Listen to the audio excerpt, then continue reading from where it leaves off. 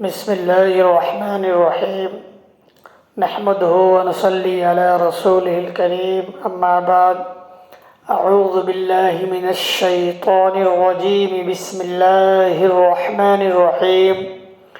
ولا يحسبن الذين يبخلون بما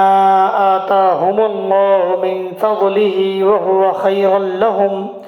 بل هو شر لهم سيطوقون ما بخلوا به يوم القيامة ولله ميراث السماوات والأرض والله بما تعملون خبير صدق اللہ العلی العظیم۔ سامعین باتمکین، آج میں آپ کے سامنے سبق نمبر 11 لے کر حاضر ہوا ہوں، اور اس آیت کریمہ کے اندر بھی اللہ رب العزت نے احکام زکوٰۃ کو ہی بیان فرمایا ہے۔ ان کی چند باتیں میں آپ کے سامنے پیش کروں گا۔ جو آیت کریمہ میں نے آپ کے سامنے پیش کی ہے، یہ سورہ آل عمران کی آیت ہے، جس میں اللہ رب العزت نے ارشاد فرمایا کہ اور جو لوگ اس مال میں بخل سے کام لیتے ہیں جو انہیں اللہ نے اپنے فضل سے عطا فرمایا ہے، وہ ہرگز یہ نہ سمجھیں کہ یہ ان کے لیے کوئی اچھی بات ہے، بلکہ اس کے برخلاف یہ ان کے حق میں بہت بری بات ہے۔ اور جس مال میں انہوں نے بخل سے کام لیا ہوگا، قیامت کے دن وہ ان کے گلے کا طوق بنا دیا جائے گا، اور سارے آسمان و زمین کی میراث صرف اللہ ہی کے لیے ہے،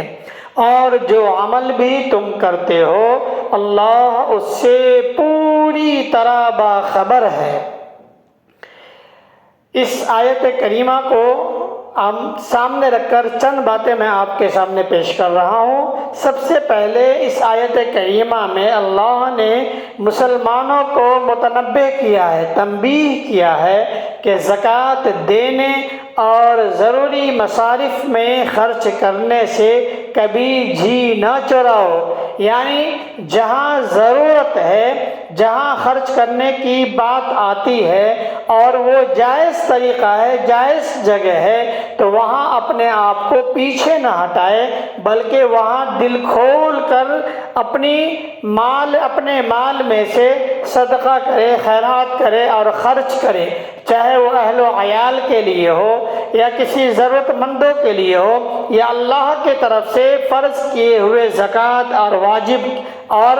واجب ہو، زکوٰۃ ہو، صدقہ ہو، جہاں بھی خرچ کرنے کی ضرورت ہو تو وہاں خرچ کرے، وہاں بخل نہ کرے، وہاں یہ نہ سمجھے کہ یہاں اسراف ہو رہا ہے، یہاں فضول خرچی ہو رہا ہے، وہاں اللہ کا حکم ہے، اس لیے وہاں خرچ کرنی چاہیے۔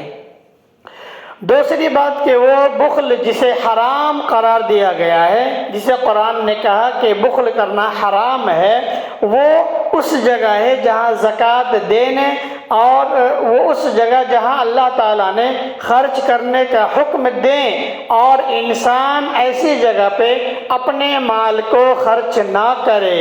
جیسے کہ زکوٰۃ نہ دے یا صدقہ ادا نہ کرے، یا کسی ایسی ضرورت مند آدمی ہو اور واقعی اس کو ضرورت ہو اور آپ کے پاس مال بھی ہے، آپ ان کی ضرورت کو پوری بھی کر سکتے ہیں اور وہ جائز طریقے سے پوری بھی کی جائے، تو ایسی جگہ پہ بخل اگر کرتا ہے تو یہاں پہ بخل کرنا حرام قرار دیا گیا ہے، بلکہ اپنی وسعت کے مطابق، اپنی حیثیت کے مطابق اس جگہ پہ مال کو خرچ کرے۔ تیسری بات، بخل کے شرعی معنی یہ ہے کہ جو چیز اللہ کی راہ میں خرچ کرنا کسی پر واجب ہو وہ اس کو خرچ نہ کرے، اس لیے بخل حرام ہے اور اس پر جہنم کی وعید شدید ہے۔ اللہ کے رسول صلی اللہ علیہ وسلم نے ارشاد فرمایا کہ جس شخص کو اللہ تعالیٰ نے مال و زر عطا فرمایا اور اس نے اس کی زکوٰۃ ادا نہیں کی تو قیامت کے دن اس کا مال و زر گنجے سانپ کی شکل میں تبدیل کر دیا جائے گا، جس کی آنکھوں کے اوپر دو سیاہ دھبے ہوں گے، نقطے ہوں گے، پھر وہ سانپ اس شخص کے گلے میں بطور توق ڈال دیا جائے گا، اور وہ سانپ اس شخص کی دونوں باہوں کو جکڑ لے گا اور وہ کہے گا کہ میں تمہارا مال ہوں، میں تمہارا خزانہ ہوں، میں تمہاری دولت ہوں، لو اس مال سے، اس دولت کے مزے چکو، جیسا کہ پچھلی آیتوں میں نے بیان کر چکا ہوں۔ اس کے بعد اللہ کے رسول صلی اللہ علیہ وسلم نے یہی آیت کریمہ جو میں نے اوپر بیان کی ہے، وَلَا يَحْسَبَنَّ الَّذِينَ يَبْخَلُونَ، اسی کو پوری آیت جہاں تک بِمَا تَعْمَلُونَ خبیر تک اللہ کے رسول صلی اللہ علیہ وسلم نے تلاوت فرمائی۔ تو ایسی جگہ پہ ہمیں اپنے مال کو خرچ کرنی چاہیے۔ حضرت ابن عمر رضی اللہ تعالیٰ عنہ سے روایت ہے کہ اللہ کے رسول صلی اللہ علیہ وسلم نے ارشاد فرمایا کہ جو شخص تم میں سے اللہ اور اس کے رسول پر ایمان رکھتا ہو، اس کو چاہیے کہ وہ اپنے مال کی زکوٰۃ ادا کرے، یعنی اگر اس کے اوپر زکوٰۃ واجب ہے تو وہ اپنے مال کی زکوٰۃ ادا کرے۔ ادائیگی زکوٰۃ کی جو چند شرطیں ہیں میں اس سے پہلے ویڈیو میں بھی بیان کر چکا ہوں، یہاں پھر میں اسے دوبارہ آپ کو گوشے گزار کر رہا ہوں تاکہ آپ کو یاد دہانی ہو جائے۔ زکوٰۃ کی ادائیگی کی جو پہلی شرط ہے وہ یہ ہے کہ زکوٰۃ دینے والا مسلمان ہو۔ زکوٰۃ کی ادائیگی مسلمان کے لیے پہلا شرط یہ کہ وہ ایمان والا ہو، غیر ایمان والوں کے اوپر زکوٰۃ فرض نہیں ہے۔ دوسرا، زکوٰۃ ادا کرنے والا بالغ ہو، بچہ نہ ہو، نابالغ نہ ہو، چاہے نابالغ کتنا ہی مالدار کیوں نہ ہو، اس کے اوپر بھی زکوٰۃ فرض نہیں ہے۔ تیسرا کہ زکوٰۃ ادا کرنے والا عاقل ہو، سمجھدار ہو، ایسا نہ ہو کہ اس کا دماغ جو کام نہ کرتا ہو، جسے ہم اپنی زبان میں پاگل کہتے ہیں، مجنون کہتے ہیں، ایسا نہ ہو۔ اور یہ مجنون وقتی نہ ہو بلکہ پورے سال ہو، کچھ مہینوں کے لیے بیمار پڑ گیا پھر صحیح ہو گیا تو وہ نہیں، بلکہ یہ دائمی ہو اور یہ سال بھر کم سے کم رہے، تو ایسے شخص پر بھی زکوٰۃ نہیں ہے۔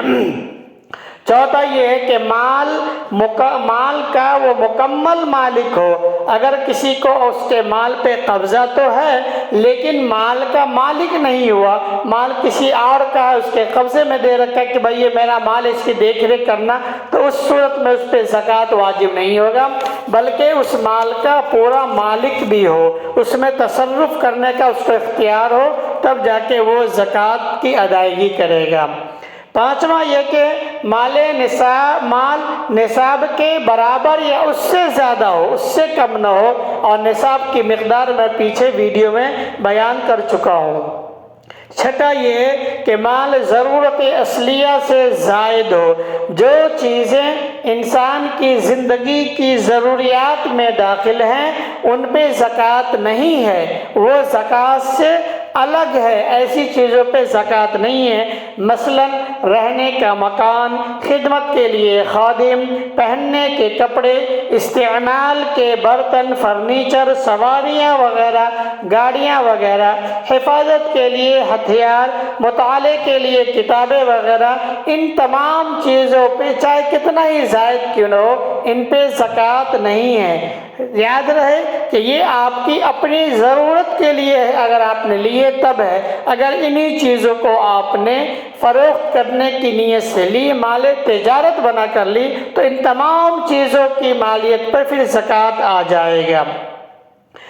نمبر 7، مال پر پورا 1 سال گزر گیا ہو، یعنی حول مکمل ہو چکا ہو، سال کے پورا ہو جانے کے بعد اس پہ زکوٰۃ لازم آتی ہے۔ نمبر 8، مال بڑھنے والا ہو، جیسے تجارتی مال ہو، سونا چاندی یا مویشی وغیرہ۔ جو مال بڑھنے والا نہیں، اگرچہ ضرورت سے زائد بھی ہے، اس پر زکوٰۃ نہیں، جیسے زائد مکان یا استعمال کی گاڑیاں، برتن، فرنیچر وغیرہ جو ہے، ان چیزوں پہ زکوٰۃ نہیں ہے۔ لیکن پھر میں کہہ رہا ہوں کہ یہی چیزیں اگر آپ نے تجارت کے لیے لے رکھا ہے کہ بھائی 1 روپے میں میں نے خریدا، آئندہ اسے 1.5 روپے میں 2 روپے میں اضافہ ہونے کے بعد میں بیچوں گا، تو اس کی تمام مالیت پہ زکوٰۃ آئے گا اگر اس پہ سال گزر جائے گا۔ تو یہ چند باتیں تھیں جن کے جو شرائط زکوٰۃ کے اندر ہے، اگر یہ تمام شرائط پائی جاتی ہے تو آپ کے مال کے اوپر زکوٰۃ فرض ہے، آپ اپنے مال کی زکوٰۃ ادا کریں۔ اللہ رب العزت ہم سب کو سمجھ عطا فرمائے اور مال کی زکوٰۃ ادا کرنے والا بنائے، آمین۔ وآخر دعوانا ان الحمد للہ رب العالمین۔ السلام علیکم ورحمۃ اللہ۔